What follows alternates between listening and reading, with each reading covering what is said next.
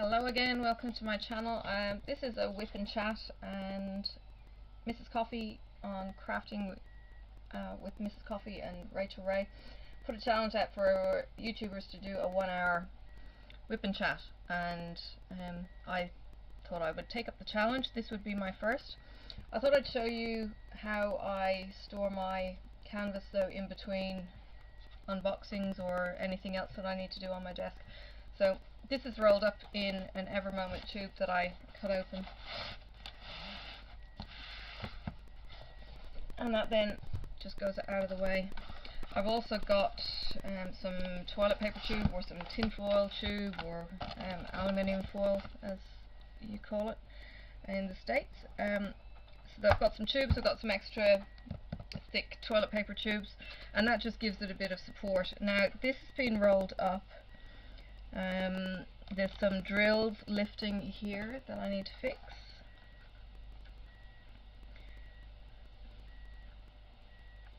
Because they pop out. This is a Huacan kit. I will put a picture up of what it's meant to be. Excuse me for reaching over everything. This is my little trusty roller to make sure I've got all my diamonds in. I will be flipping this around to continue working in the same direction.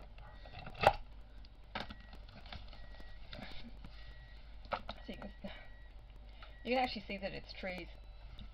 I've been working on this in such a small area and sideways that I've forgotten what it actually looks like, which is really good because I actually get a full reveal when I'm done. This is what I call my Daisy Lake scene. The lakey bit is in this bit. I've got my trees, and the rest of it just continues to go. I think it's a 40 by 60. I'll get some details, I'll put them in the description below so that you can see.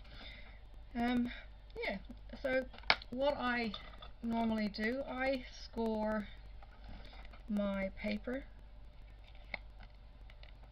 so that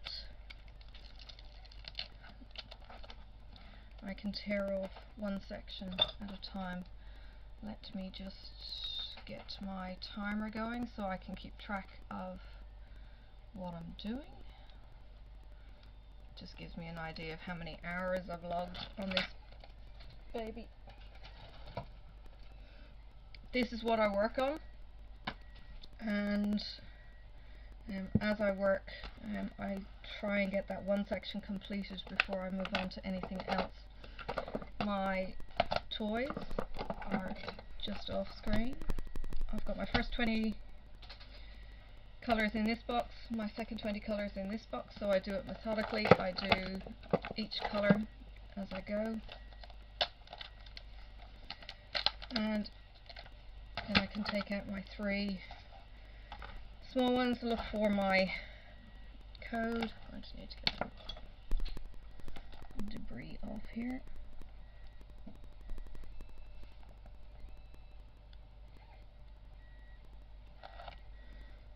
Trying to minimize how much of the canvas is exposed at any time so that I don't get these kind of things sticking to it.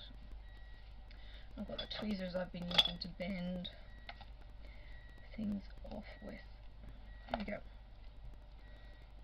It's awesome when you get a good pair of tweezers. These are Huacan brand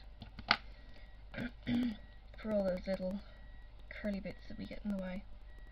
Now hopefully my head doesn't get in the way as I lean over my work.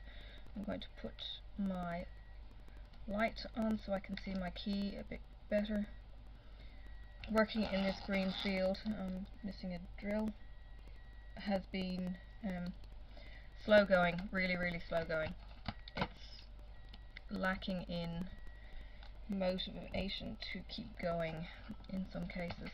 Alright, that's that one fixed. Right, so I'm looking for what I call my dollar sign. I don't think there's any. Next one is the ampersand.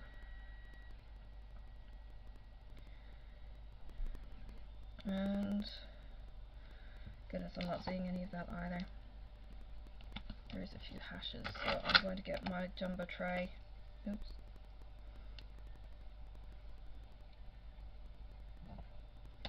Give it a bit of a clean.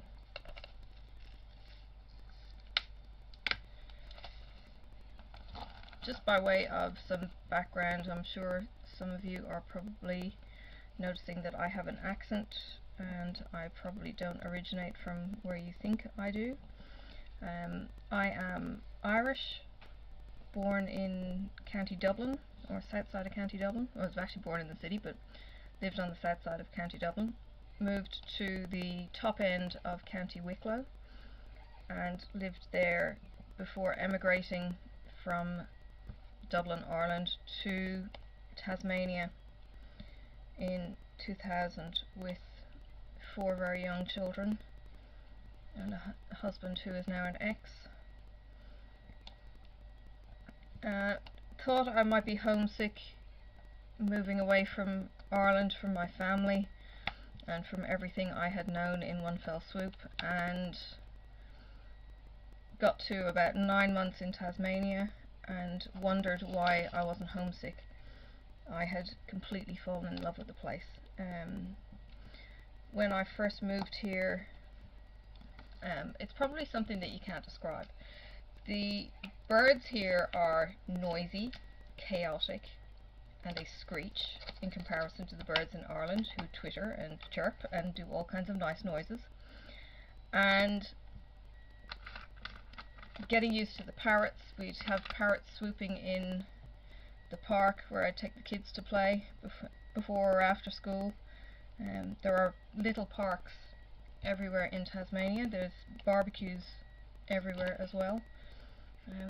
So it's a very outdoorsy kind of culture, which is very different from Ireland. Not that we don't do the outdoors, but we do outdoors when it's wet and soggy, as Rachel Ray would probably attest to, seeing as she's over in the, what I slightly tongue-in-cheek called it, the arse end of Ireland, because she's down in Kerry. So I actually love listening to Rachel when she's on YouTube, because I'm getting the American accent with Irish intonations. My husband, who is sitting across the room from me watching his 3D printer, gets to listen to me jabber now, and he gets to hear the Irish accent when he's used to Tasmanian accents. So he constantly remarks on my accent too, and how much he enjoys hearing the lilt. But my family think that I've lost some of my Irish accent, and I frequently get called what part of America, or asked what part of America I'm from, to be told Ireland. So Ireland is now part of America, guys, if you didn't already know that. I don't know if it's because Australians are notoriously terrible with accents, or they're just trying to be polite, but they go for the completely wrong continent. I don't know.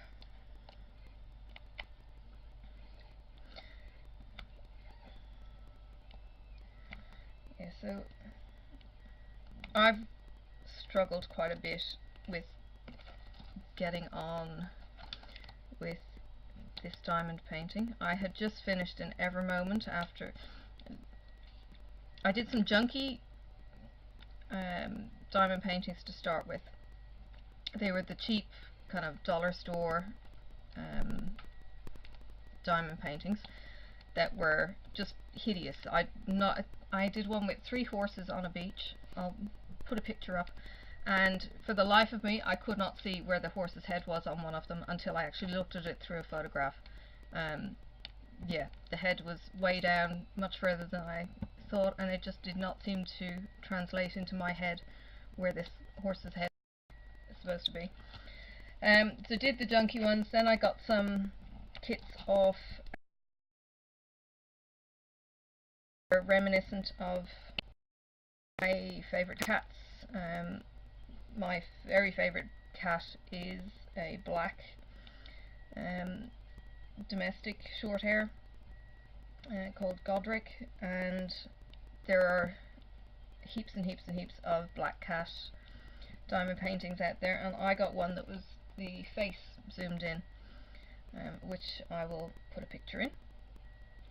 And I did that. It was in square. It was by a company called Life is Fun, as I pronounce it. It may not be. It's LIPHISFUN, I think. The drills popped all the time. The drills wouldn't stick in certain areas, and the whole thing was pretty much either 310s or 939s. So while it was a better introduction than the junky, cheap dollar store things, it absolutely got me hooked. And of course I've got hooked and then have gone on and found Ali, found some of the stores in Ali to be good, some of them to be absolutely phenomenal, found the Facebook groups, and found this awesome little community that we have of diamond painters who are so willing to give their time and their energy, and in some cases their finances, and gift each other, and it's just incredible. So I have absolutely fallen in love with this craft and community. Most of the videos I started watching would have been Danielle on Stitcherista, Ella and Brandy and Nancy. Loved just getting to know people, and I won one of Nancy's competitions for Colour Between the Lines. And the challenge for me is, because I'm Irish Australian, colour is spelt differently, so I'm going to be changing the design slightly and spelling colour correctly, seeing as I can colour outside the lines by doing this as well. Now I need to get some more 310s. This is my work in progress tub, and then my 310s. So yeah, I've gone from the all pretty much black cat to going to an ever moment. That's the Leonid, I had his name the other day, I can't think of it. It's the one that does the nighttime scenes with the wet and the rain and the streaky lights and everything else, but the colours in that were just incredible. Now I know Every Moment have possibly stolen the artwork, I don't know, but they do a lot of Leonid's work, and yeah, I picked one that was just the street lights and the tree to the left. I have got a picture which I will find and I will put in here of the original artwork, and I did that. And the Every Moment drills are incredible. The canvas is incredible. I think I probably had less than 50 in my trash by the end of it all, and I've probably got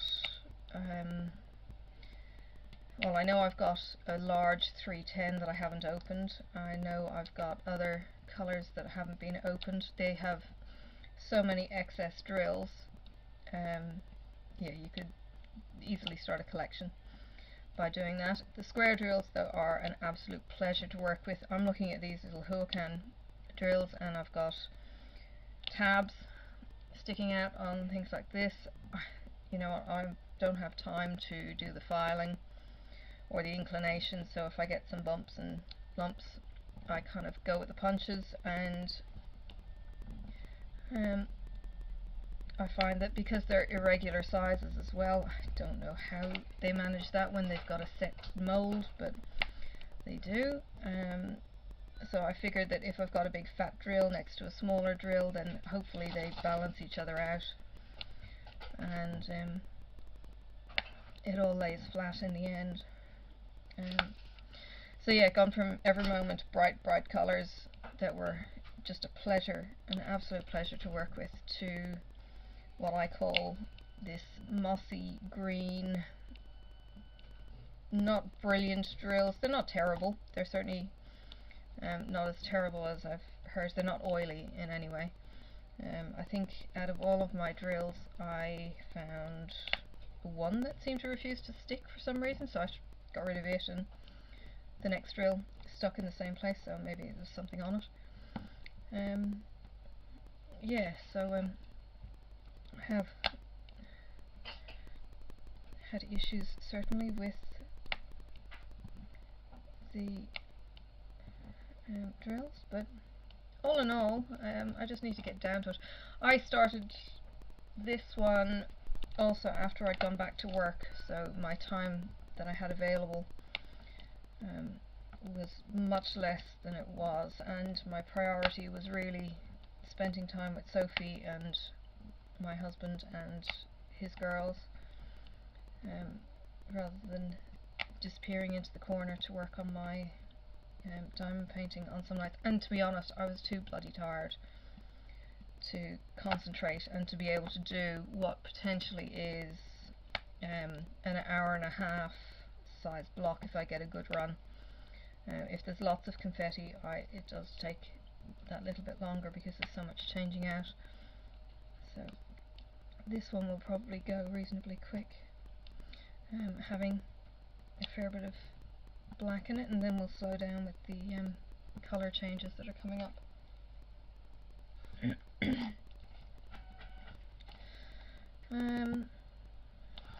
Yeah, so I'm in Australia. I know jumping onto the lives, well, actually the only live I really tend to jump onto is Mrs. Coffee's, because it's on a Saturday afternoon here, and it does tend to be one of those times where Sophie is usually asleep and I get to jump on, and I really, really love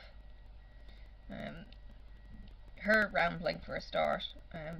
Sorry, Alicia, I think you're brilliant. I love listening to you.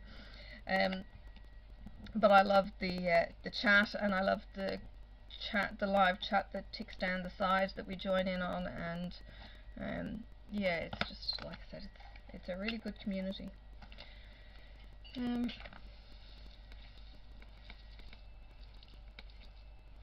few of these going astray.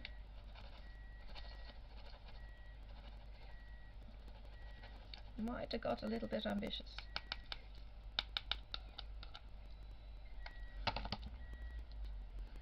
Best way I have found of picking these little lighters up is a wet finger. I did buy a vacuum when I was very new to it, used it once, found it made all my drills completely staticky, and haven't used it since because I found the wet finger actually works so much quicker, and it drops it straight into the container again with a lot less hassle. I've got to find my X's.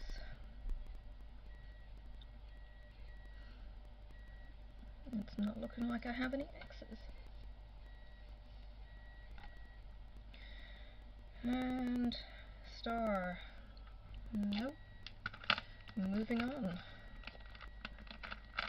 I found these containers to be absolutely fantastic. These are 7-day pill containers with morning, afternoon and evening dose. They're actually blank. There's nothing to take off them. I probably brought 6 or 7 of these off Ali in total, because they're $1.75 for the pack. These seal. Sometimes I've had one of the drawers not quite closed, but the added insurance is that. Now I always keep one locked, but if I know I'm going to be away or anything, I'll put the 2 down so that they stay locked. Now when I don't have many colours to find, I have to remind myself what I'm doing, I don't even take them out of the box if they're right down the bottom, because I can get in.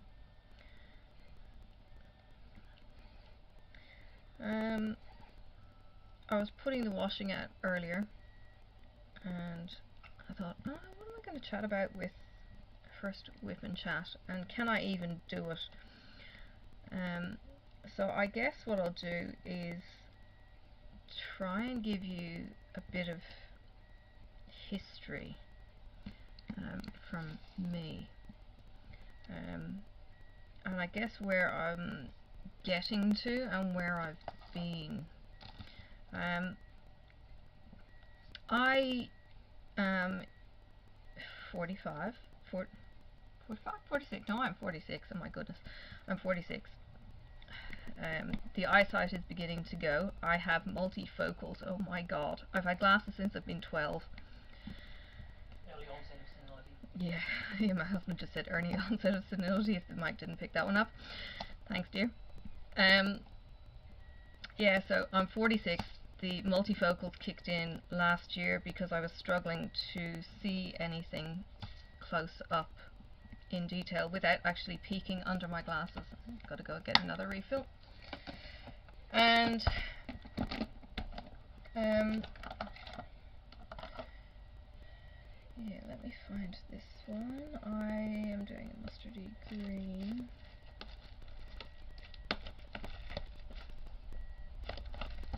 These were put in some kind of order.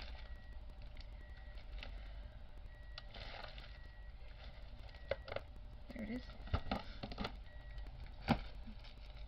Now, I'm not going to make the same mistake that I did the last time. I'm going to put it into the container.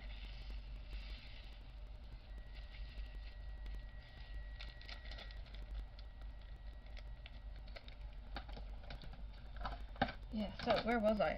Apart from the Senile. Yeah, out on the washing line, and I will have to dispense some of these now because I won't be able to get them to stick. Out at the washing line, I was kind of going, what am I going to talk about? I used to be able to talk to absolutely anyone about absolutely anything.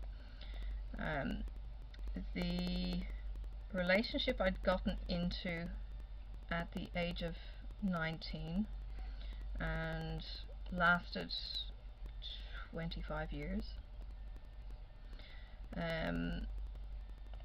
He,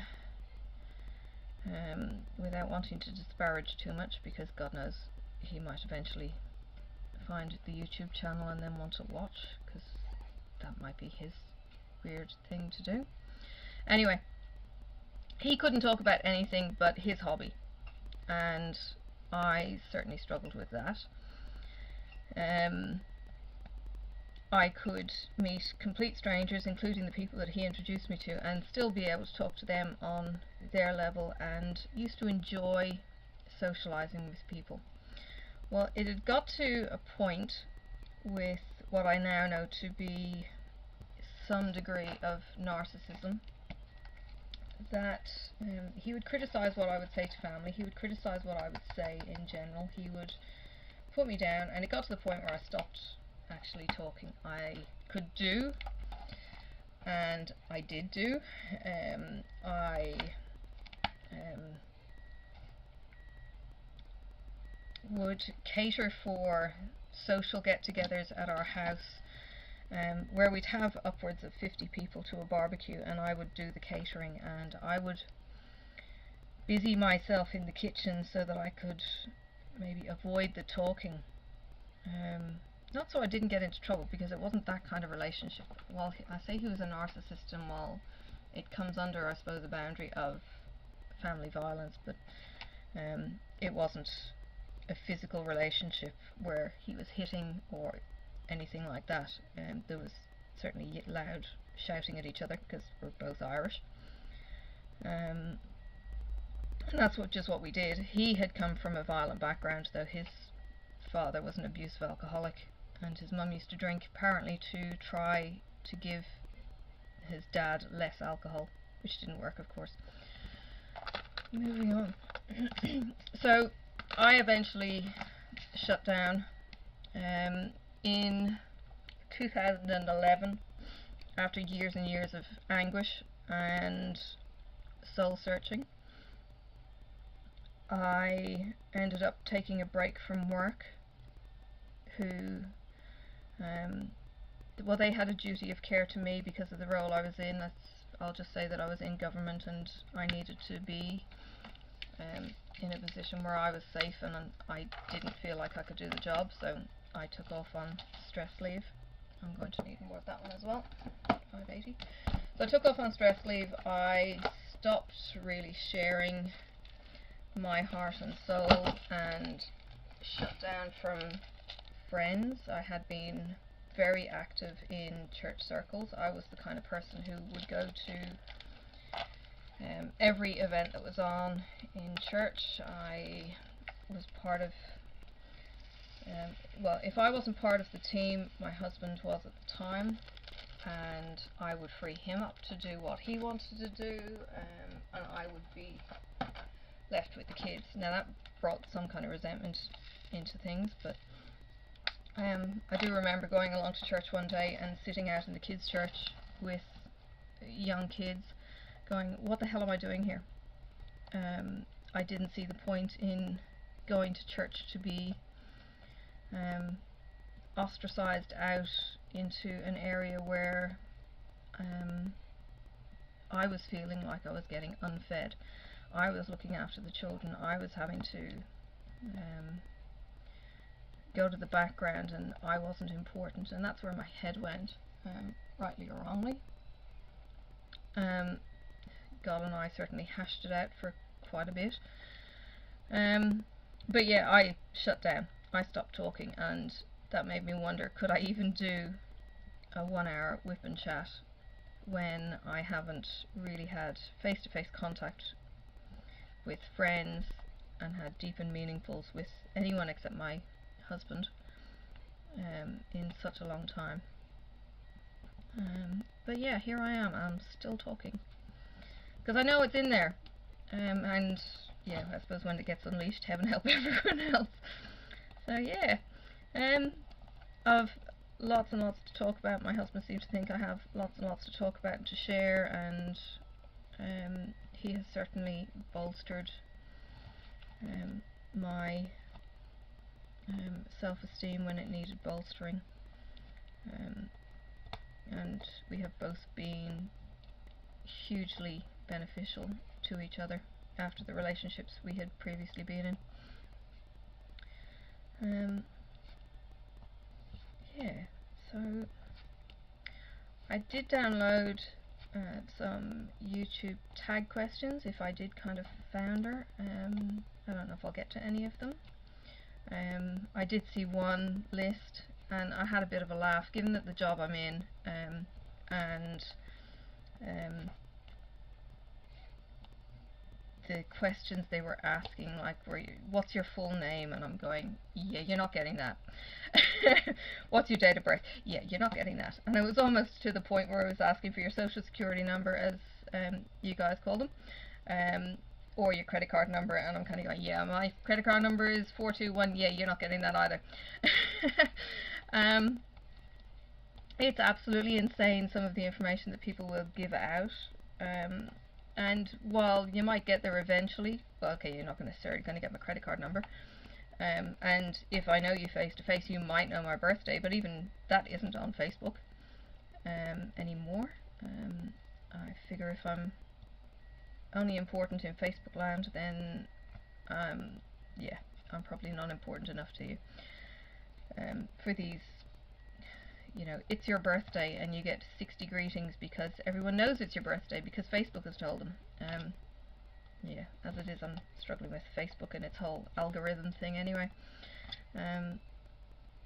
So yeah, and some of the security features with Facebook, they kind of say, oh yeah, fill in all these details, and I'm kind of going, yeah, but if I fill in all these details, you're going to have the information, even if only I view them. And to be honest, I don't want you to know this, so it's none of your business. So I haven't even put it on. Or I've been so vague that they're going to take an awful lot of effort if they wanted to chase little old me down. Let's just say I use a different name on Facebook from what I use in work. It used to be a case where I would go to work, get changed in such a way that my hair and my face would be different, and I don't mean by makeup, I mean by contact lenses and hair up instead of hair down. And when I walked out of the place that I worked on duty, I would not have been somebody that you would recognize as, oh hey, it's such and such. And likewise, if I had gone in front of people that I used to deal with on a day-to-day basis out of my uniform, I again wouldn't be recognised. So that anonymity was kind of nice. But yeah, sometimes you've just got to keep your work life and your personal life very separate. Facebook is insidious in some of the things that it looks for. Google, we have this running joke where I say that Google's listening to absolutely everything, and you go and you search for something, and you might have been talking about oh, let's use Mrs. Coffee's thing, Pegalamicorns, and suddenly Pegalamicorns are coming up in your YouTube feed or your Google feed, and you haven't actually done a search for a Pegalamicorn, but it's got it somewhere. I was told the other day that Google saves the audio searches that you do, which I haven't actually tried going back through, but you can actually hear your recording of what you're asking Google to find you. We have Google Minis throughout the house now. I recently installed one in the bedroom because I was sick of yelling to the bathroom Google Mini and asking it what the weather was going to be for tomorrow, so I could get my clothes set aside for work. So yeah, we have a Google Mini in the bedroom, so who knows what it's going to come up with. But hey, they're just some weird conspiracy theories that may or may not be true.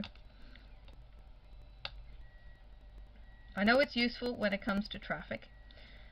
We use Google Maps all the time through our phones, so it is our GPS through a very clever little app called Android Auto. And yeah, it tracks where other Google users have been, so it knows what the traffic flow is like, and it's been absolutely brilliant. We passed a crash or accident on the road yesterday on the way home from work, and all we could see was the red line, and we could see the car slowing down, and by the time we had gotten to the crash site, and I had double checked Google Maps traffic on my own phone as opposed to on my husband, who was running the GPS, the crash site had been marked with the little breakdown tow truck symbol that they have, and police were called, and yeah, all of this thanks to Google having a finger on the pulse with people who use Google and update their location to show traffic flow and everything else going into their local areas. So that's what gives you the green lines and the red lines and the orange lines, and tells you that things are going slow. And yeah, those kind of things are worth sharing with the greater population. One of the things I found, now it's not necessarily always going to work. I'm shaking my drills and I've got them rubbing over the drills that I've got already stuck down, and I find that that will jog these upright. The other thing I found that I could do was using the back of my 3-placer and just run it, and even that tiny effort will flip the drills over in the container. So if you want to point, because I know some people are struggling with their wrists, because this is the kind of craft that attracts, not to be sexist, but it attracts women. I know some of the guys out there do diamond painting, but it attracts women, and unfortunately it tends to be the more retired age that have time available to them, and I know there are younger women out there doing this, but as I'm finding, as you're getting older, the old osteoarthritis or RSI kicks in, and your hands don't do what they're meant to do anymore. So instead of having to shake, or instead of having to hold, I sometimes put my finger on the tray so I can just hold it still, but maybe doing this little movement rather than having to shake it or grip too tight. I have heard somebody's gripped too tight and their thumb has actually been strained by holding the drill tray so firmly. So yeah, it was just a thing that I did for some reason a few weeks ago, because I was restricted maybe in where I could move, and I tried that little thing and it worked. So yeah, there you go, that's trick 4. Nothing. Oh, I call this little symbol, I don't know if this is going to zoom in, it's this one here, and I call it the teepee. It looks like a tent. I used to do scouts, so yes, tenting was a thing. This pen is a Rich Crafts pen. Yeah, I actually got 2. Shipping to Australia is ridiculous. My husband needs to shut his ears. These were $50 with shipping, which is completely mental when you think that it's just a pen. But these are the resin pens. Purple was a thing for me. We have a running joke in the family that purple and orange is a thing, so there's kind of orange in this pen. This one's fatter. I don't know what it is, I just haven't got hooked on using it. This one I absolutely love, and I probably will get Rich to do another couple of pens for me. I also got this. This is a square drill pen, and I thought she was kind of cute, but I got this purely because of the square drills. You know this pen? I got it, I think, from Huracan. That's supposed to be a square. I think it was originally a round, and they've just gone and pressed some piece of rubbish into it, and it's completely stupid and doesn't work. It certainly didn't look like the picture either. I think I disputed it, so I ended up getting a free, getting the pen for free. I have started using not blue tack, because it's not blue, it's orange. And I need to reload this, so I use the orange tack. I'll just try and get rid of the excess, and I will be getting more excess. I have, since getting rid of the wax and going on to blue tack, I reload so less frequently. The only issues I ever have are the spilling out, which I'll show you shortly, because it takes in that little bit more, and as you put more pressure on the squares, you start getting the divots from the diamond facets into your pen. I've got the tiniest of strings. There must be a hole in the inside of the pen that I didn't realise there was a hole in them, but maybe it's just the pens that Rich has been using. This is a little string of orange going into the pen. I don't know what's going to happen once it's filling in that gap, but it's kind of cute. The blue tack sticks really well. Not so badly that it causes any issues with the drills, although I have heard that blue tack with ABs it just doesn't release on AB diamonds. I ordered 3 diamond art clubs that arrived last week. There will be an unboxing going up in 3 parts, so you don't have to watch a kit that maybe you're not interested in. I got I Miss You, I got Shepherd's Cottage because of Ireland. I also got Gator Swamp. Now I Miss You and Shepherd's Cottage both come with AB diamonds. Shepherd's Cottage I think has 2 AB colours, and I Miss You had 1. So yeah, it'll be interesting to see when I get around to doing that, whether or not the orange tack that I use is also going to cause an issue with the ABs. One of the, I do have, actually I have 2. Oh, my little wax end is coming out. There we go. I have these pens as well. These are for, I suppose they're advertised for nail art. I think I've used the blue, but not so much the red. I find these really, really good for round, or for the first placement that you do in square diamonds. Excuse me. So if I was to do square checkerboard, they'll work nice and fine, and it will pick up really easily. But now I'm not placing them quite square enough. It's obviously been too long since I've done this. The problem I'm going to have is when I need to put any pressure on, because this little wax end is already misshapen. It's not that warm in, well, it's warm enough in the house. I'm only in a t-shirt.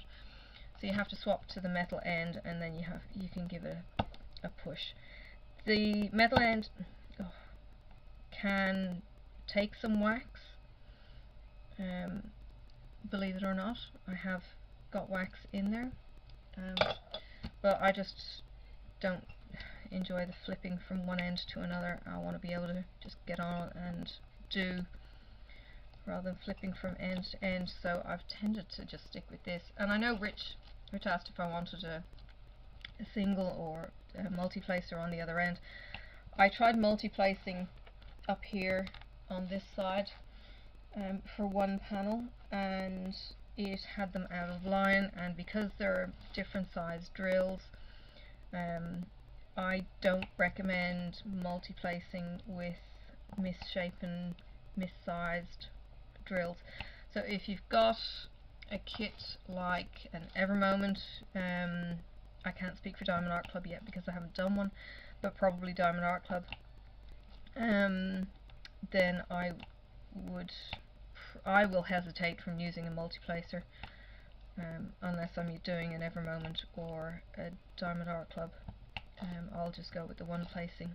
And I know that was one of the questions somebody had posed on Facebook this morning, asking if she was weird because she didn't like using a multi-placer. Well, I don't like using the multi-placer because my diamonds just weren't good enough. I kind of feel like it's cheating.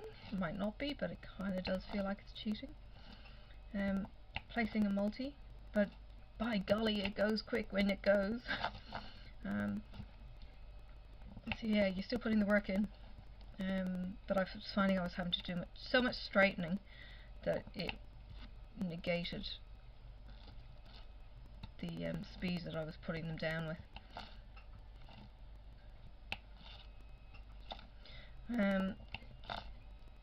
You probably see me moving this quite a bit. I kind of figure that the less movement I've actually got to do, the better. So if my pen isn't moving, and I just put the diamonds under my pen, there's a lot less effort goes into doing this.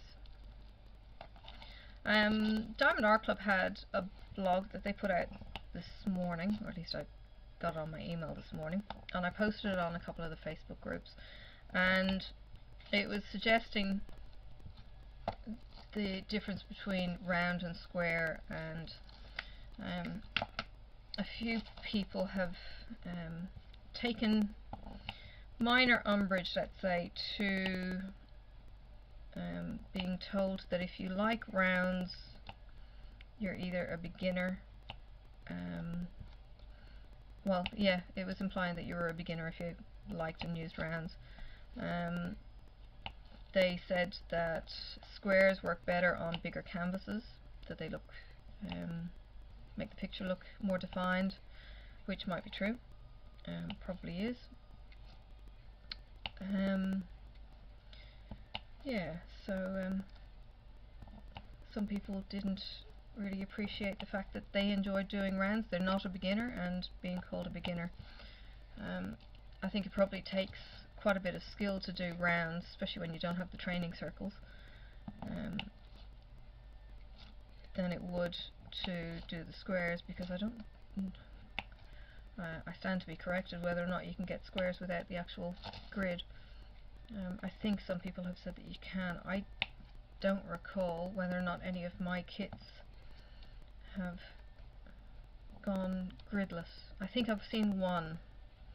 I'm not sure which one it is. I just want to get this one out of the way. And then I've got the dilemma of whether I do my custom, which I think is like a 40 by 90 or some other such ginormous beast, and it's going to be a lot of similar colours. It's sunset over water with a mountain in silhouette, so it's very muted in tones, but it was from a beach that I used to walk regularly with my kids, and it was just a really nice walk near home. And my dogs used to run away from me when they figured out they could do this. They had been good for years. Then we got a beagle. I used to have a he looked like a bear. I'll try and get a photo of Guinness. He had a mother who was a border collie, so she was black and white, she was purebred, and the father was the next door Bitsa, who I think had blue heeler in him. Now, blue heeler's got a really coarse coat, and Guinness arrived to us we were told that he was going to be put in a shelter if we didn't take him, because we had just lost our spaniel. So we ended up taking this clown of a dog on, who actually didn't do much. He liked sleeping lots, he wasn't very active, and then he got quite neurotic. But we ended up with we had paid for a golden retriever, and then he died, so we got a second one, who I called Latte, and the beagle then was called Mocha. So yeah, we had all the drinks happening, and Mocha and Latte, Latte being the golden retriever, Latte would look at me when I opened the door, and once he figured out that he could do this, he'd look at me and he'd go, "I'm out of here," and I'd go, "Don't you dare," and I'd end up yelling and screaming at him like a fishwife, chasing down a 500-metre driveway after this idiot who went off to have a play date down on the beach 2 kilometres away. The first day I completely panicked and went, oh my god, oh my god, oh my god, my dog's run away. Where am I going to find him, and how am I going to find him? And it's the middle of bush area and council, and if they catch him I'm going to have to pay fees, and panic, panic, panic. And eventually it was just like, oh, stop it, I'm going back inside, I'm going to get a coffee, or I needed to go to work, or whatever the situation was. 2 hours later, these idiots come gambling up the driveway, happy as pigs in mud. I swear you have never seen a happier looking dog in your life. This stupid dog, the dumb blonde, comes back up the hill, wagging his tail, looking very pleased with himself, as I'm shouting and swearing and trying not to shout and swear at him, because the dog training says if they come to you it's a good thing and don't yell and scream at them. Yeah.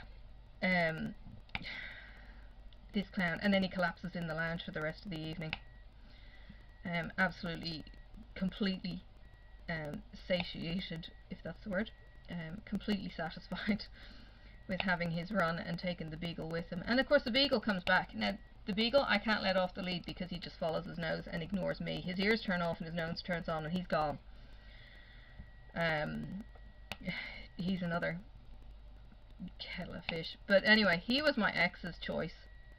After we already had 2 dogs, we shouldn't have been able to get a 3rd dog, and somehow we did some finagling and got this beagle that I've ended up with, even though we're now divorced, and somehow I've ended up with this dog who thinks he's a cat. Yes, who has these ears, who can turn off and switches his nose on and just runs. So he doesn't get off the lead an awful lot. My Latte has now died. He ended up with heart failure, having a reasonably short illness, unfortunately. So I think he got to about 8 or 9 years old, not very old. Our original retriever wasn't very old either when he died. He had English stock in him. Latte had I think English stock. Well, most of the dogs over here do have English stock, but he came from a reputable breeder. But yeah, I didn't get much innings out of him either. A friend of mine who also has a retriever, I have to say she wasn't very pretty. but she loved her all the same. She didn't keep the weight off her, unfortunately, and she managed to get to about 13 or something, so she had a good innings. So it's not like they can't have a good innings, but yeah, my two didn't have. But I had a love of retrievers because my sister used to breed them in Ireland, and then my brother got one, and my niece has one. I think my niece has a husky too, from her Facebook photos, but yeah, haven't seen her in years. Yes, but dogs, the bane of your existence. Although I did have a pup. I had Bailey as a pup when I had two very young children, and I discovered that training a dog was just like training a child, or training a child was just like training a dog, and everything stopped being sentences and turned into single word commands to the child. And it was like sit, stay, stop, don't, and it worked. The dog and the kids got trained at the same time. I actually did quite well with puppy training with Bailey. I did the graded puppy training,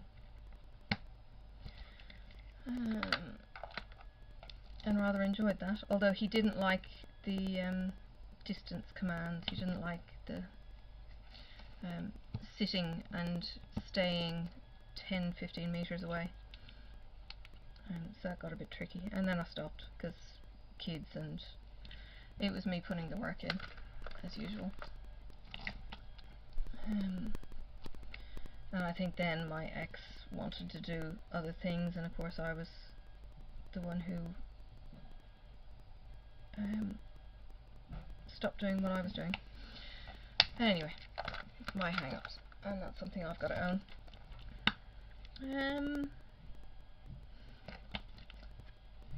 Yeah, I've gone from living in a 4-bedroom Irish semi-detached house to a few rentals to buying my first home in the north of Wicklow,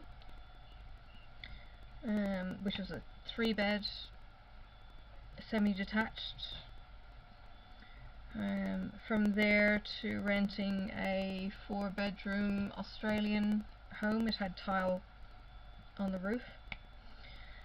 To buying a what's called a bush property on 5 acres, and that had a tin roof.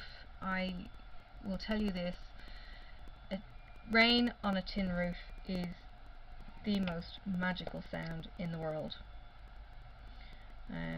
We had possums, ringtail possums, come and visit eventually. I had one that I actually called Petal, not like the flower, P-E-T-A-L. I think I ended up, or E-L. Anyway, I didn't spell it like the flower. Not that he was going to be able to spell, but he used to get cold, and I would feed him from our bedroom deck. And he'd have an apple, or he'd have watermelon, or strawberries, I think I've given him.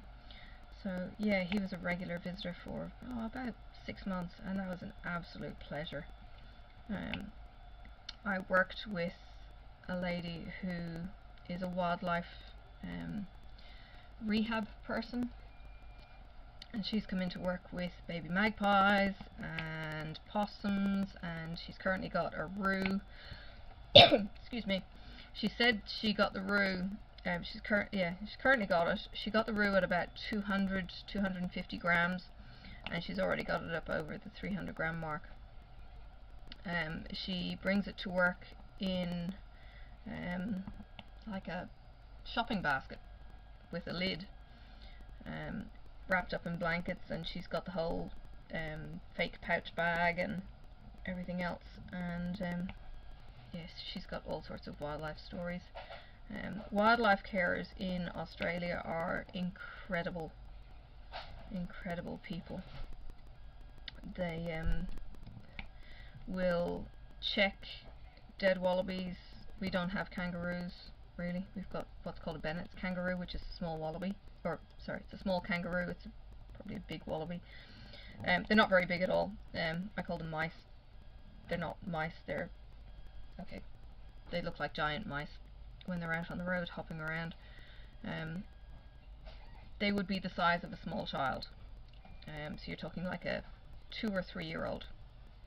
They're as big as that. We've had some in our front garden. We've had poo on our steps. Yeah, and this is now suburbia where I'm living. So we didn't get wallabies in the bush when I was living in the bush, because I think the dogs chased them away, or what, I don't know. We didn't see any signs of any wallabies. There was no scat, there was no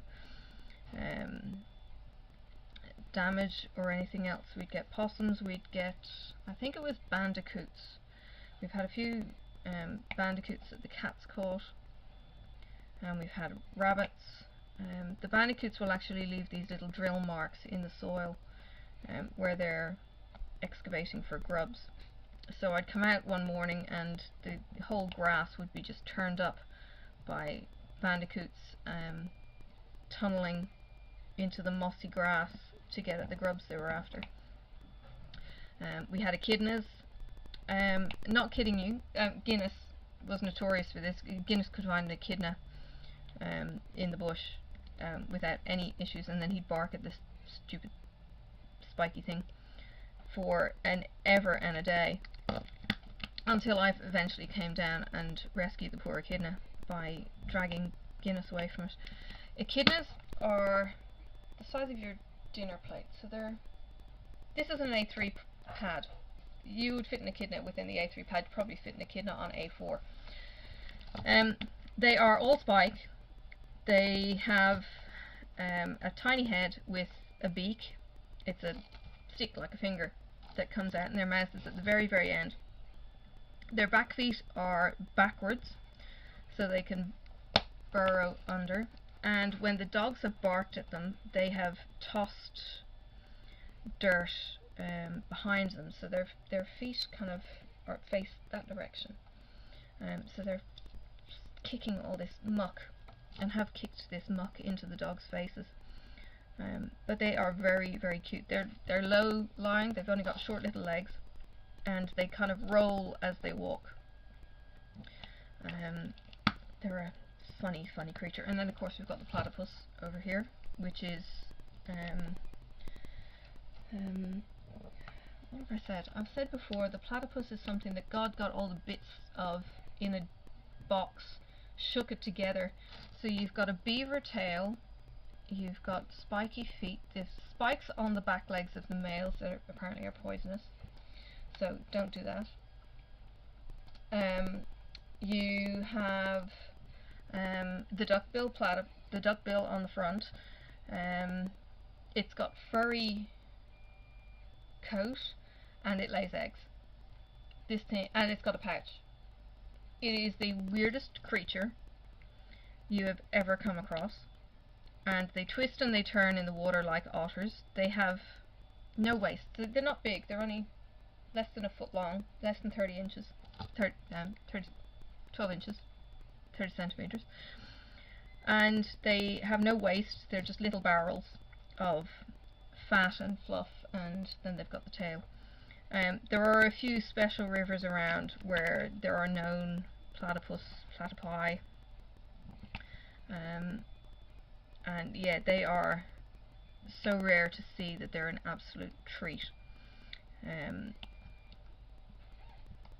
The main town I live in is called Hobart.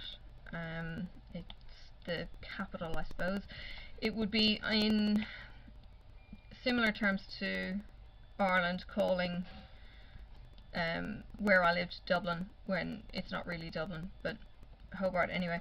There is a creek that runs through, or a small river that runs through off the mountain, which is the main feature of the Hobart area, and this platypus lives up on the creek.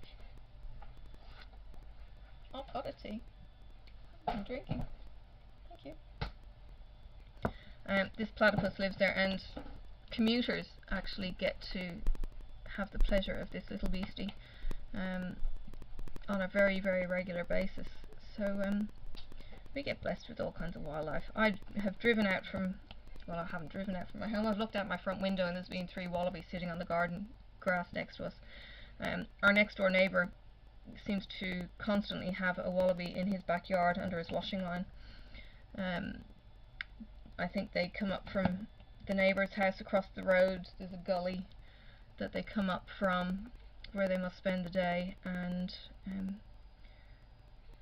they come up and have a bit of a nibble on the grass and then bounce off and disappear for the day or two. I will try and remember to post a picture at some point. I am nearly done in the first box. I'm just trying to see if I've missed any colours, because you know what's going to happen, and so many of you say, you close the box and you go, ah, there's that one, there's a tick.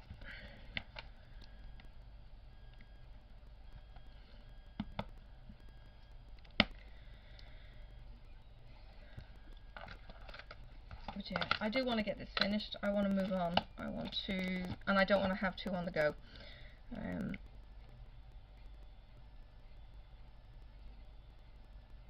Part of getting addicted to this hobby has also meant I got addicted to tools and containers, and there's Kate. All kinds of knickknacks to make my work area work. I'm using my desk that I've had since I've been a teenager, which is not big. The A3 pad, as you can see, comes to the edge. I've got a little space on this side where, if you can see, I've got an under area here. It's only a narrow little shelf. Oops, here's my recording flag. See, I've got a little space where I can fit my drills underneath. I've got some drawers on either side. There's chocolate in the drawers. What? Nothing, dear.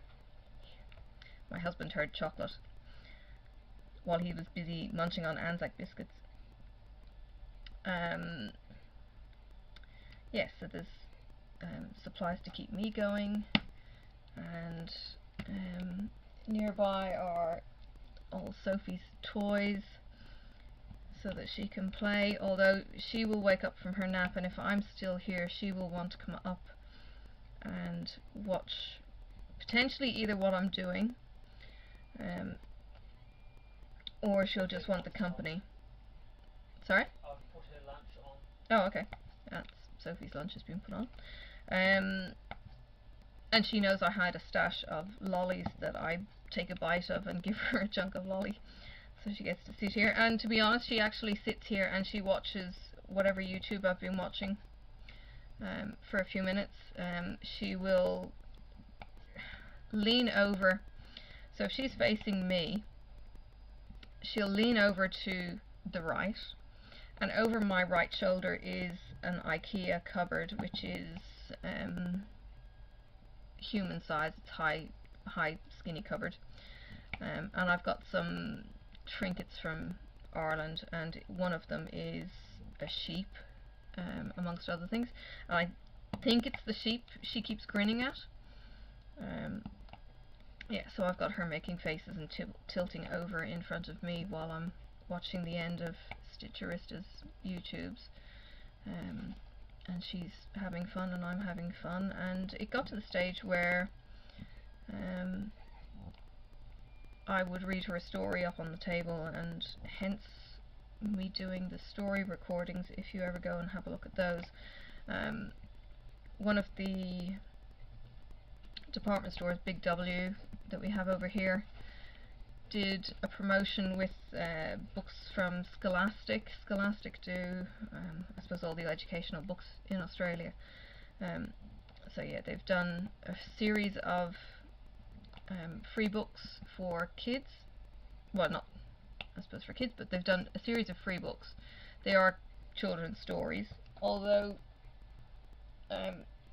three of them that I've got, I missed the first one. 3 of them that I got are fairly easy reading. The last one I got is very Australian. It's Cuddlepot and Snugglepie. And no, it's Snugglepot and Cuddlepie. I'll eventually get there. These are Gumnut Baby stories, and the Gumnut Baby stories have 2 or 3 pictures to about 100 words. So I've been reading these to Sophie one story at a time, and I think there's 4 stories in this book, so it's a little bit trickier to get it captured on video because I want to get familiar with reading it before I inflict a recording. And then I also have to put up with how much Sophie can deal with. So she's had her hands waving in the stories in the past, but she can't take the stories for very long, so I think I'll be doing it as separate stories in each one, and having to do a 4-parter, so that if anyone else has children and they wanted to listen to a story, they could watch the YouTube video, for instance, and do that. And my husband has played the videos for Sophie while I've been at work, and apparently she's been quite captivated by that, I've heard. Yeah, so that's kind of fun for her, and technology has got us this kind of place so far. So yeah, I'm certainly enjoying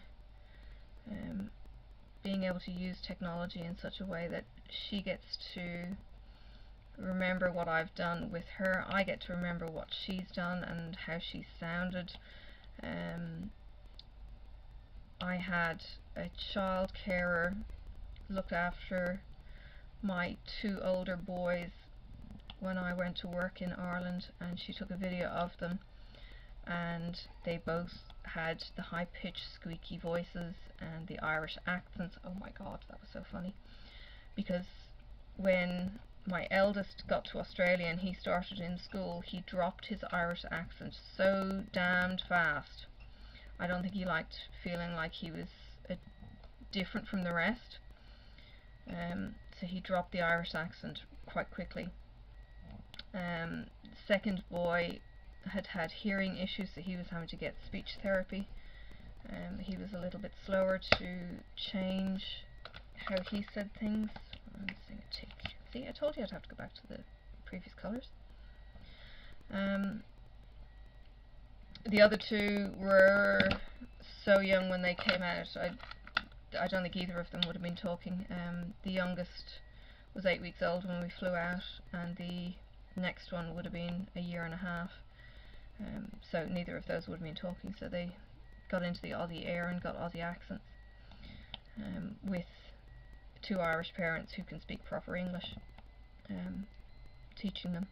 So yeah, it's been interesting. I've got the vernacular, I think.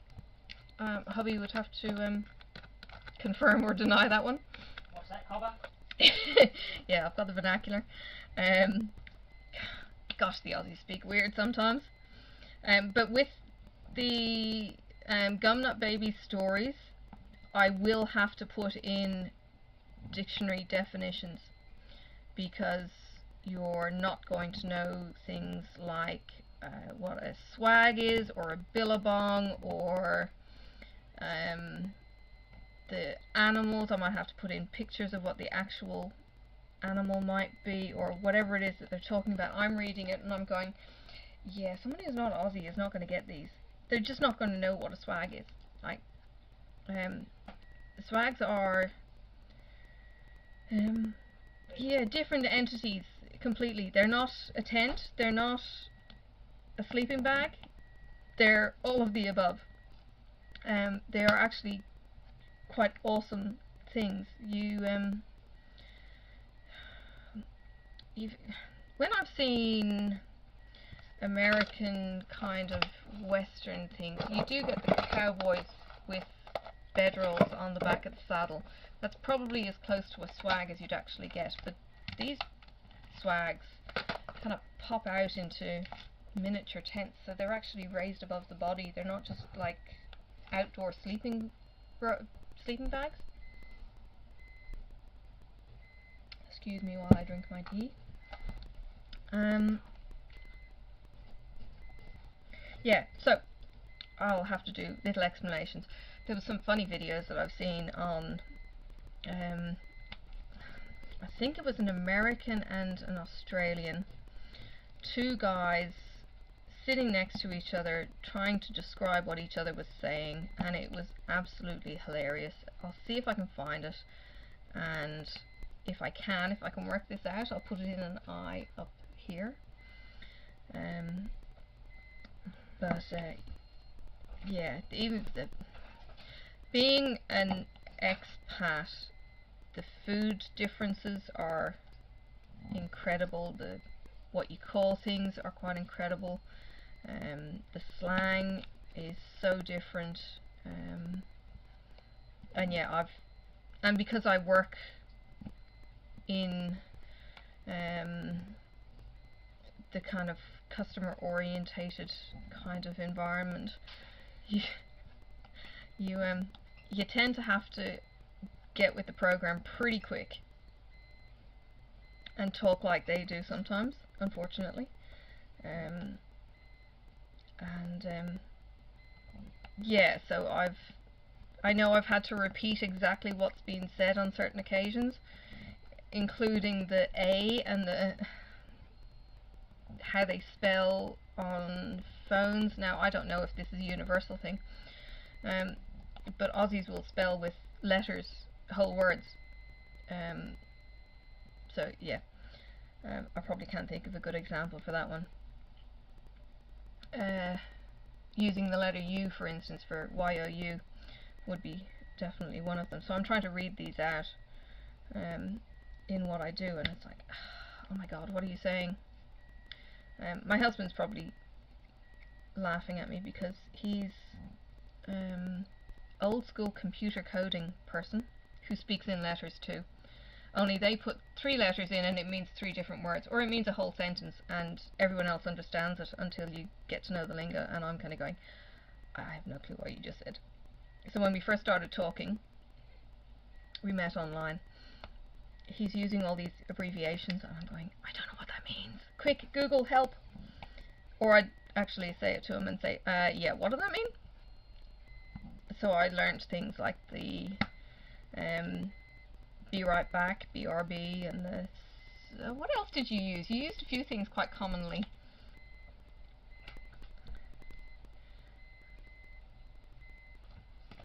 That you were going to do something, and or there was other little yeah, CBF, can't be effed, yeah, lots of things. Yeah, NetSpeak. He would do NetSpeak. So I had to learn NetSpeak when I met him. And I had been on ICQ at one point in my deep dark history. But he was doing it from a coding point of view, for want of a better term, where he'd be speaking to other computer guys, geeks, who hadn't probably got half the clue that he had, and he would quickly find that out. Apparently, it's quite interesting hearing him talk about his computer people. So if I have a computer issue, he is my guru. And yes, your camera image is actually coming from a creation created by him. He got the 3D printer for Christmas in November, because we don't wait for things like this. He got the 3D printer in November, and he printed what's called a light bridge, which is a rainbow effectively over my desk, which, if you can see, you might get to see it there. Okay, so you see these lines of lights? That bridge is up here and goes over the top. And this is only half of the string of lights, so it can get much, much brighter. But he has printed this. I'm waiting for him to print the second incarnation, and then he will get this incarnation. But he's now got ambition to do it on a particular kind of plastic, which means that he's got to build the enclosure, which is now he's eventually getting towards doing.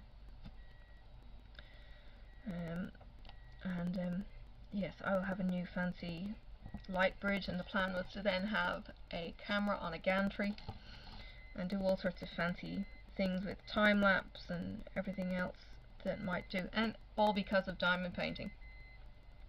So he gets to play with his toys and I get to play with my toys, and we're all happy. Are you saying I'm codependent on diamond painting? Absolutely, you're codependent on diamond painting. He hates being codependent on anything. I don't think there's any O's. I don't recall seeing any O's. So yeah, now we're just waiting for the little one to wake up. She's had a huge sleep. She's been up from 6 o'clock till, I don't know, 9:30, 10. And then she has her monster nap. With no running around to do, which is rare. I've taken Wednesdays off for a while from work because my workplace is fantastic and they allow that little bit of flexibility. So I've done what's called I'm taking leave once a week on the Wednesday. That's how I'm working it. We also have a system called Toil, which is time off in lieu. And I could also work that in. We get, I think it's 1 day a month, or 8 hours a month we earn time off in lieu, but nobody ever seems to have the time to actually take it. But you can take it in an hour or two chunk, or you can take it as days. I have a big event in Sydney coming up that I have to take leave for. I've been back at work after a year off, so I went back 4 days a week. So I don't know if I'm going to be continuing much longer after the April break to take those midweek day off, or how I will work it.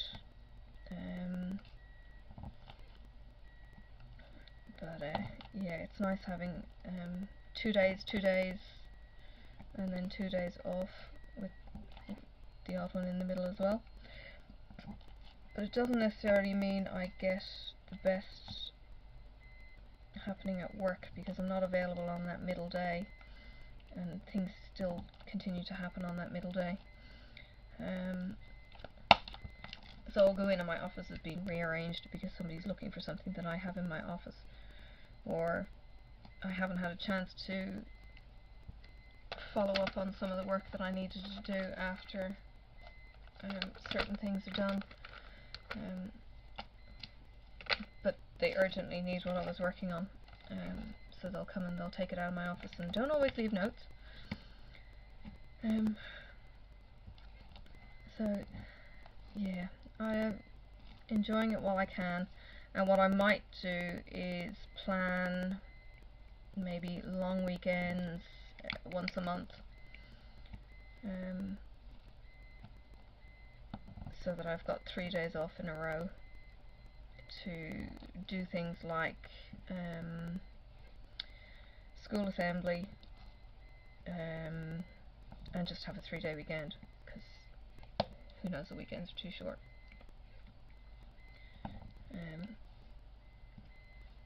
It's going to be a long time before I get to retire.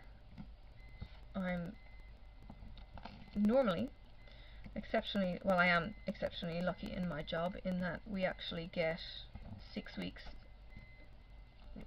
leave a year, as opposed to a lot of jobs that only give 2 weeks leave a year. So I've got to get some of my recreational leave built back up again so that I can have a bigger chunk off, but for now I am enjoying being back at work. It's been a long time coming, enjoying work. Throughout the marriage breakup, my head was in a terrible place, and I wasn't learning, and I was stressed, and the workload wasn't lessening for little old me, which it shouldn't have done. They wouldn't have expected much else, but there was compensation happening all around me. It's nice to be able to feel like I'm pulling my weight and much more part of the team and respected for the knowledge that I have got, which is really good. Especially in a job where you have an awful lot of, I think I would term them A-type personalities. We're all very big personalities. We, this chunk's there. We were employed because of our kind of personality. We need to be forthright in some kind of comparisons. You might even say brutal in our delivery, because the role that we would be in is very much a no-nonsense role when you're dealing with members of the public, and we don't have to take your shit. It's probably one of the jobs where we actually don't have to take a lot of shit. So I'll leave it at that, and we'll keep you guessing for a little while actually as to what my role is. But my current role is completely different from what I started off doing, so I'm also very lucky in that the job I enrolled for and was trained for has also allowed me to then branch out into different disciplines, and I have done different disciplines within this one career that I've been a part of. I will say the training is academic and it's physical, and with the physical training I became able to do chin-ups. I was able to hump chicken food, 20 kilo chicken bags around, chicken food bags around as if it was 2 kilos. I was strong, and I ended up being confident in myself again. So I ended up going out and getting my motorbike license. I got a motorbike from a woman who lived nearby, who also worked with me, who happened to be selling her bike. It was a Yamaha Virago, which is a little cruiser. It was a 250. In Australia you're governed to certain engine sizes. You can't ride anything, or back then you couldn't ride anything that was over 600cc. So you were on the little 250s, or you had to be on restricted bikes, so you had an R rating on the making of the bike, and the engine would be limited. But anyway, I had this Yamaha Virago. It was a 250 V-twin. It was tricked up with a backpack bag that would sit on the bike. I think they called it a rack bag.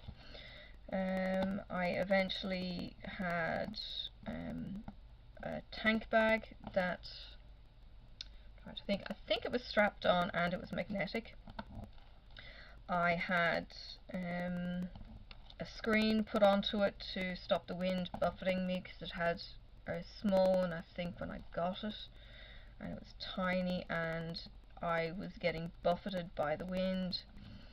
The seating position is such that you're quite upright on the bike, so to go at 80 kilometers per hour or 50 mile an hour was actually quite hard on the chest through the wind. So got the new screen, had much less wind impact, would still get freezing cold on the bike.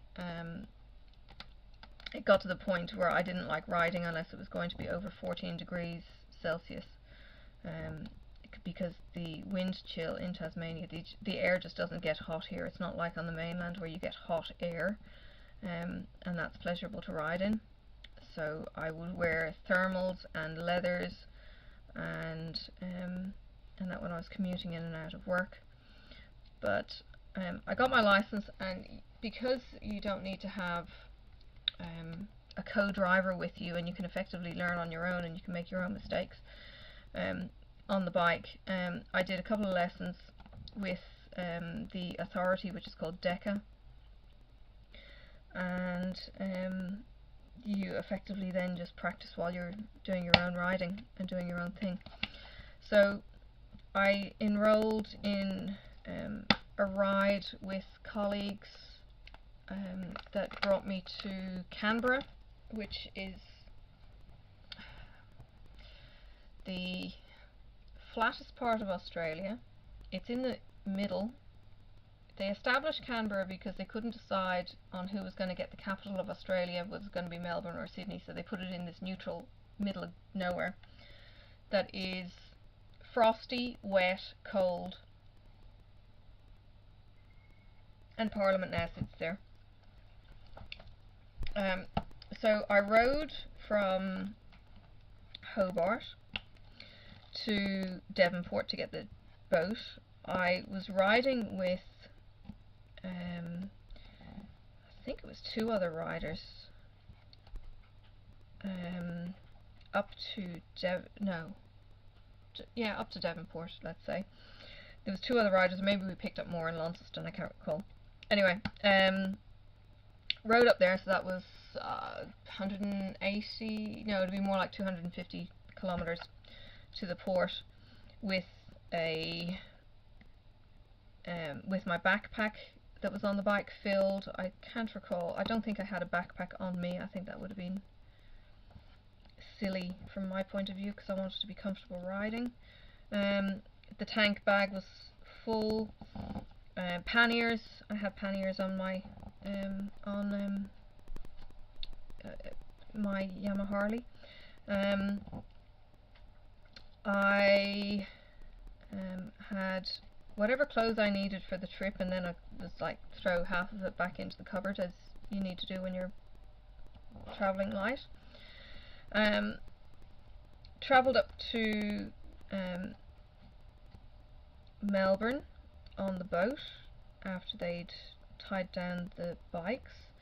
Met up with the contingent in Melbourne, and we then rode in convoy to Canberra through on the coast road. Now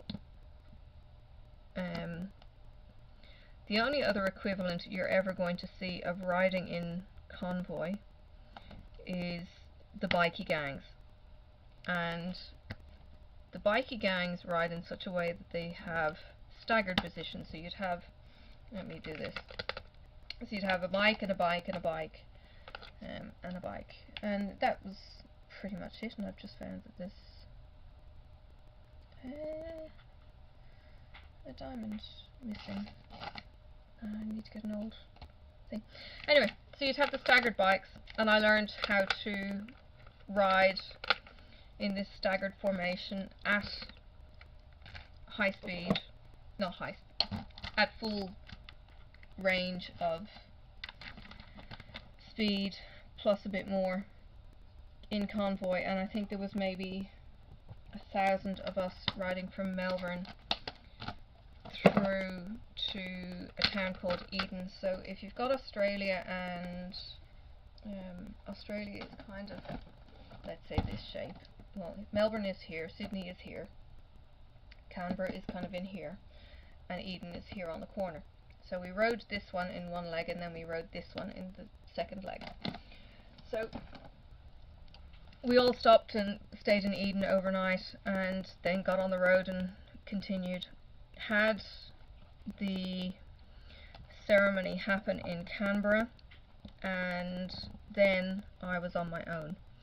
I rode through Victoria High Country, as it's called, on the bike on my own, and a friend of mine who I worked with had told me all these places to stay in, and I kid you not, he could prattle off these Australian names like Guringba and Marinda and everything else like they were, I don't know, next door cousins for all his life. He just could come out with all of these Aboriginal names, and I just got completely lost. And so I went through these towns, and it got to the stage where I was riding and it was getting to dusk, and I'm seeing, and I kid you not, I'm seeing warning signs for horses on the road, and I'm going, oh fuck, excuse my language, I'm going to meet a horse on a motorbike at dusk, and I'm going to be totaled. Oh my god, I'm going to die. Anyway, I didn't die. Had an absolute ball. Had time through, I don't know if it was this trip or not, but I had time through Healesville, where we had some nasty bushfires a few years ago, where the town effectively of Marysville got destroyed by bushfires. Absolutely stunning country.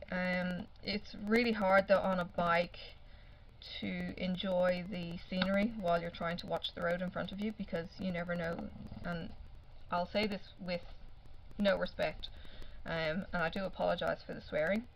There are fuckwits on the road who cut corners, and they will take you out on a bike in next to no time, and I was petrified from that point of view of being taken out while my 4 children were home and their father was looking after them.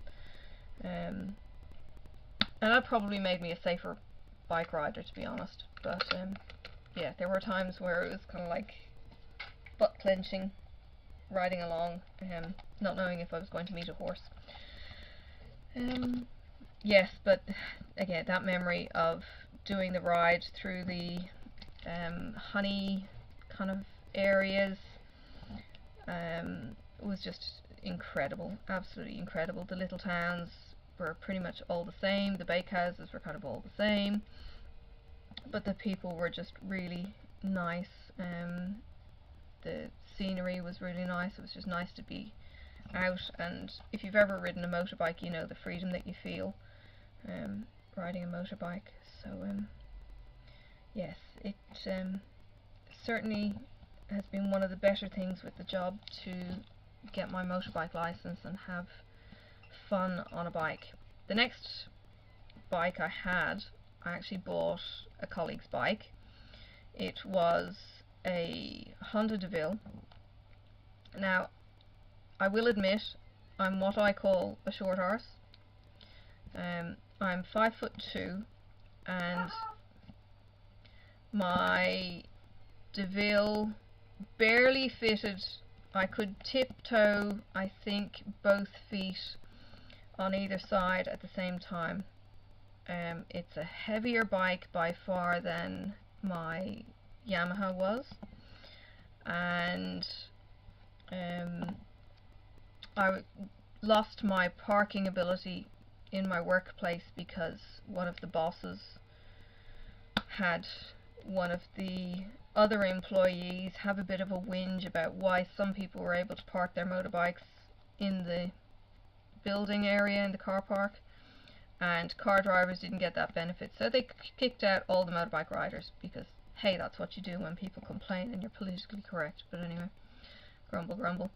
So I was now having to navigate this beast of a thing on uneven footpaths, taking potluck with every other Tom, Dick and Sally who used to ride their bikes into work. And this behemoth of a bike, while it was absolutely gorgeous to ride, was an absolute bitch to maneuver. I was also fitter on my Yamaha than I was with the DeVille, so I lost the strength. I lost my confidence in dealing with this beast of a thing, and was then dealing with the marriage breakup, so my self-esteem just hit the ground. I dropped this beast, and that floored me, and I ended up with my middle boy learning how to ride a motorbike, and he rode it more often than anything else, and my ex rode the the Virago for a while. Again, he tried to follow in my footsteps on so many different occasions, but got turned away pretty much regularly. But he did ride at one point, and we did go on a couple of rides together, but and I did enjoy the DeVille. Beautiful, beautiful seating position on the DeVille. It had a screen as well. The way that the fairings worked meant that my legs didn't fall off me frozen, so I could ride much more comfortably at lower temperatures than I could on the Virago. But it was just that little bit too big for me. So while it got sold in the divorce settlement, the Virago was long gone at that stage.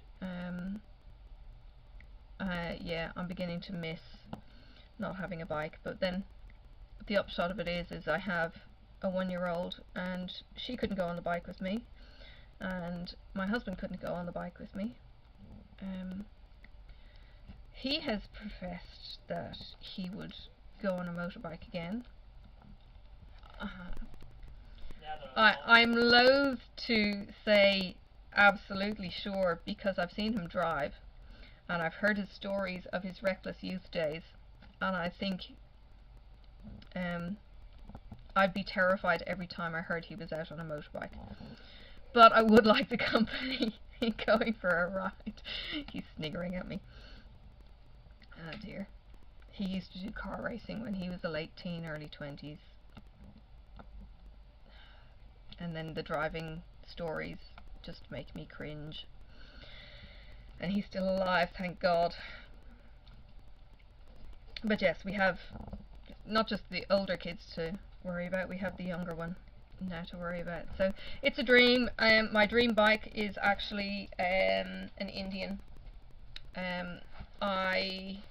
We have a toy run once a year in Hobart where we do fundraising for kids who basically just want toys or would like toys over the Christmas period. And the motorcycle club do this toy ride where we have 6,000 plus motorbikes come into the city with toys strapped on, and these fly infested toys are then given to the kids as a Christmas present, along with a whole bucket load of money and everything else. And it's a fun time for the bikes to get together. But the joy for me is actually to be able to perv on these bikes at the end of the ride or before the ride even. And I saw my dream bike at one of these rides. It was an Indian, it had panniers, so it's a cruiser. It's not a Harley, it didn't sound like a Harley, and this thing took off at a purr, and it was just like, oh my god, I want that bike. So an Indian is what I want, and I think the price tag when they're brand new is something like 38,000, so it's going to be a long time before I get one of those.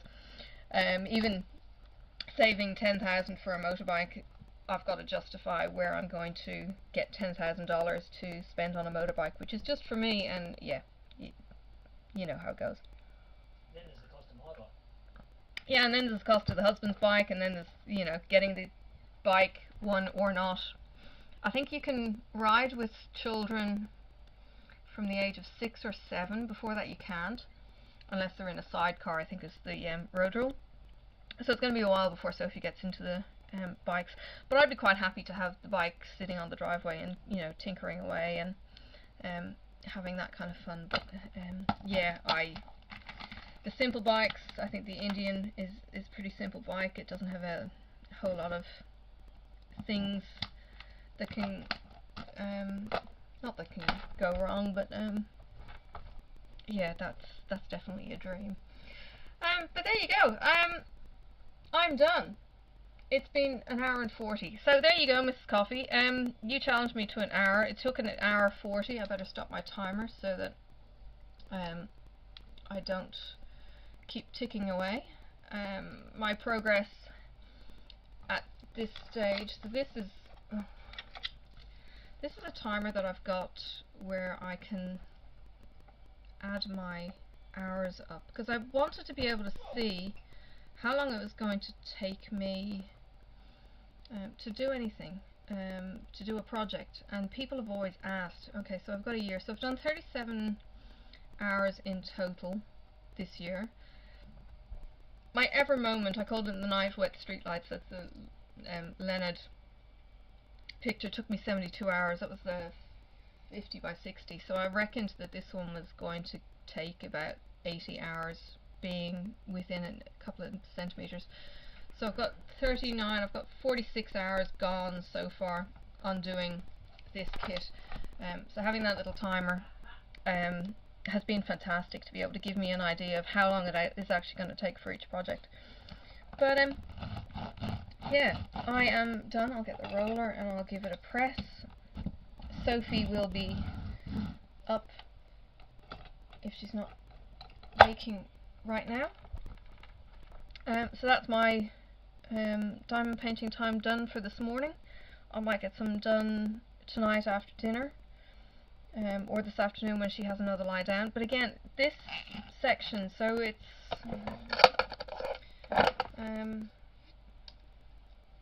I don't know if I'm terribly fast or terribly slow. That's 10 by 5 block. It's a couple of thousand drills, I know that, from one of my other projects that I'm doing with a thermometer temperature challenge that I'm doing.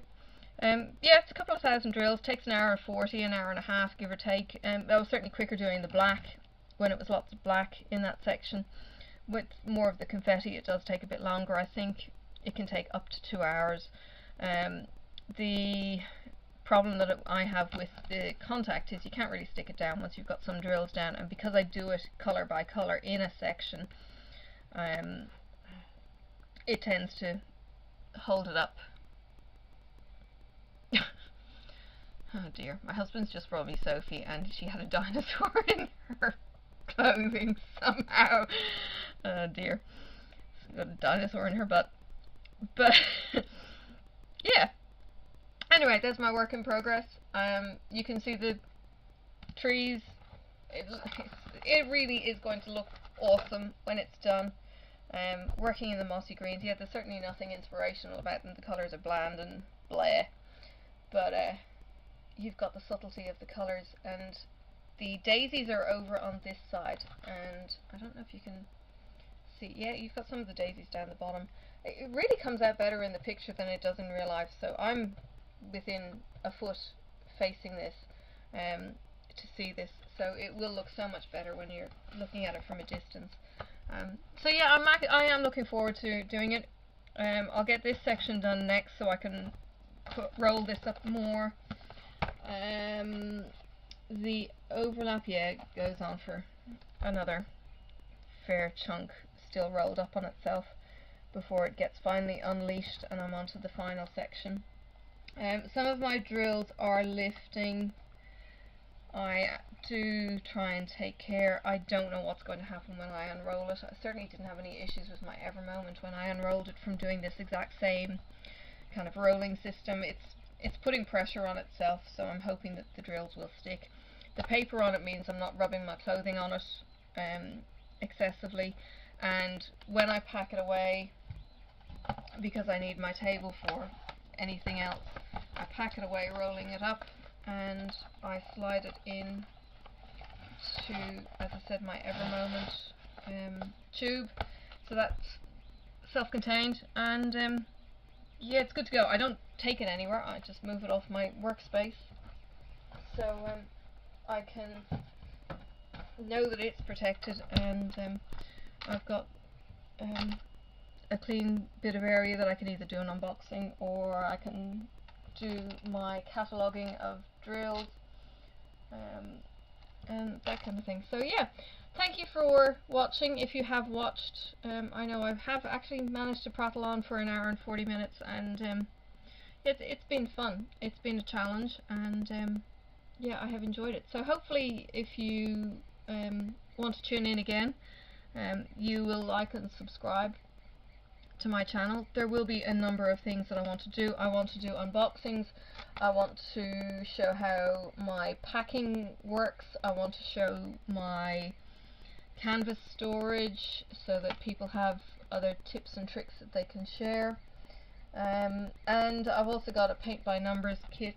I've got the most recent cross stitch beaded cross stitch.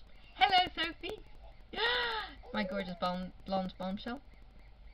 Down on the ground. I'll be finished in a minute. So yeah, I've got lots of projects that I can do, and I've got a husband who bounces ideas off, and will bounce ideas off me for new tricks and things to try. He made me a drill tray on the 3D printer. There's some issues with it in that I don't like the lines go all the way up to the end. I can't get the drills out to slide out the funnel, and the funnel concaves, or not concaves, it kind of leans the wrong direction, so I need more of a spout on the drill tray. But this is something that we might be able to do together as a bit of a project, and he'll be able to do it, and we'll challenge Dan 3D Designs, because Dan is doing some awesome designs of his 3D printing diamond drill trays. There's some really stunning pieces that he's coming out with, so yeah, I definitely encouraged you to do that. But I think if I was to go and buy one of Dan's trays, my husband would be a little bit miffed, so I don't think I will be doing that. And I actually like the simple drill tray that I use. It tends to be my go-to. I have got the large blue jumbo, and then I've got the millions of green trays that you might have seen in one of my other videos. So anyway, bye for now. I will see you on another video. Thanks for watching. Bye.